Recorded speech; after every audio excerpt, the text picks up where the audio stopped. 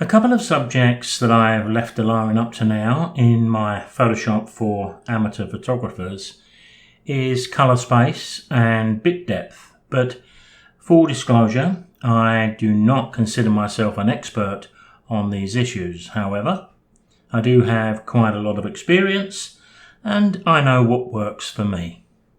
Colour space refers to the range of colours that can be represented in an image.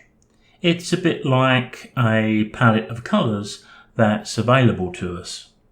The most common colour spaces are sRGB for digital displays, and that's what I've always used for most of my work, and also CMYK, which is cyan, magenta, yellow and black, for commercial printing. Adobe RGB and sRGB are also widely used, and they've been my settings now for quite a number of years.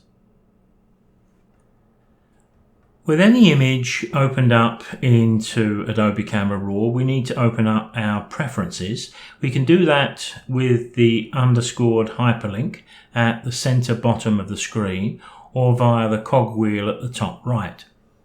And we need to go to the workflow options. Now, I did say in my introduction, I'm not the font of all knowledge here, so I can't speak too much about any of the settings that we'll find in here. I do know that some amateurs use ProPhoto, but I've used Adobe RGB for many years now, and I'm staying with it. Now, we're going to be talking about bit depth a little bit later on, but because the setting for that is right alongside in the same workflow panel, we're going to select, if you haven't already, 16 bits per channel, and I'll explain the benefits of that in a few moments. So for now, I'm going to click OK, and let's just assume that we've finished editing an image, and I'm going to open it up into Photoshop. Now you can see over on the right hand side this image is opened up as a smart object. It's not relevant to what we're talking about here, so let me just right click and remove that by rasterizing the layer. What I have in Photoshop is my colour space set to sRGB.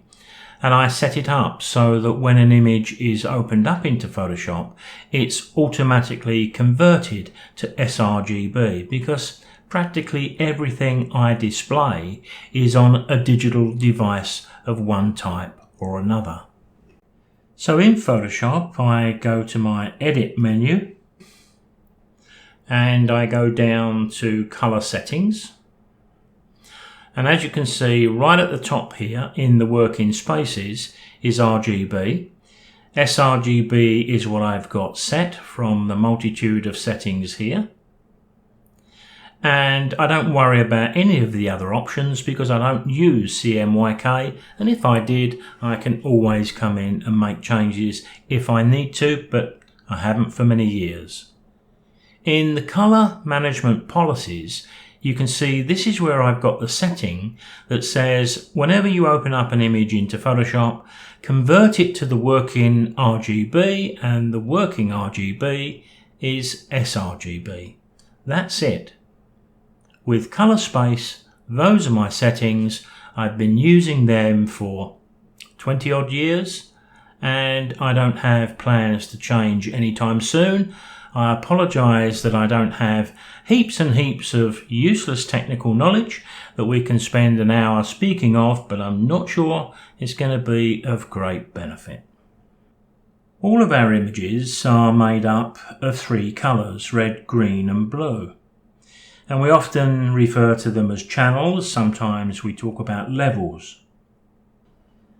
An 8-bit image can display 256 shades of colour for each of the red, green and blue colour channels.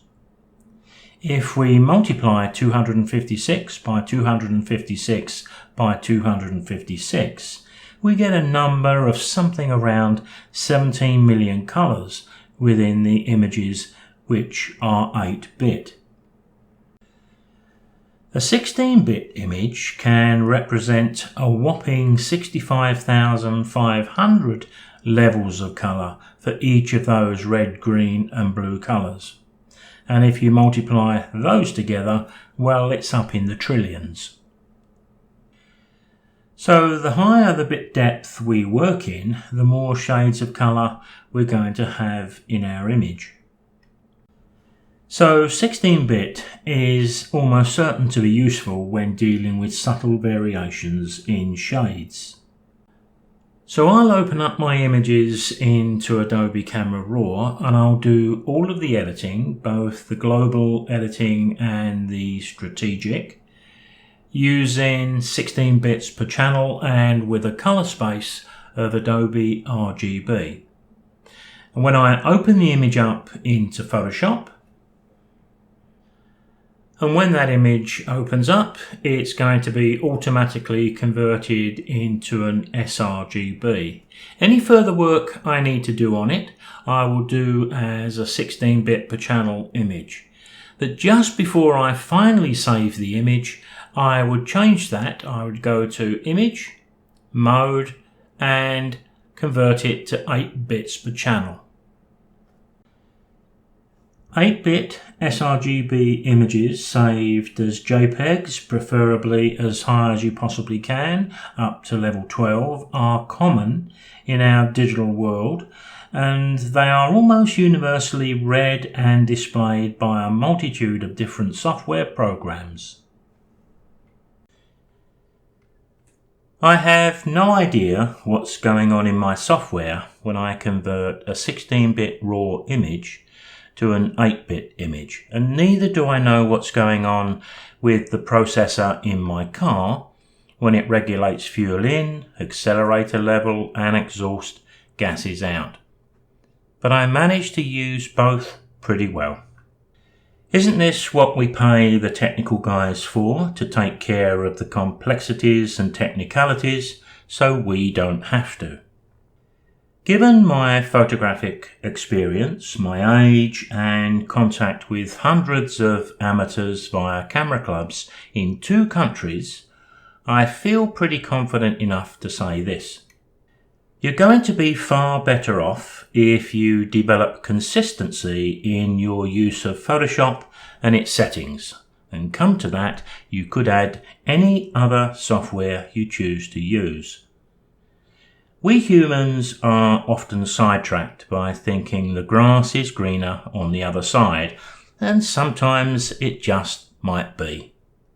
But if you constantly swap and change to chase that holy grail, you rarely become proficient with the tools you're using. I tend to stay with what works, and as a result, my confidence generally remains pretty high. I will and have changed my editing habits when irrefutable evidence shows itself to me, but even then there's still an argument that consistency sometimes has an edge. Sorry for the sermon.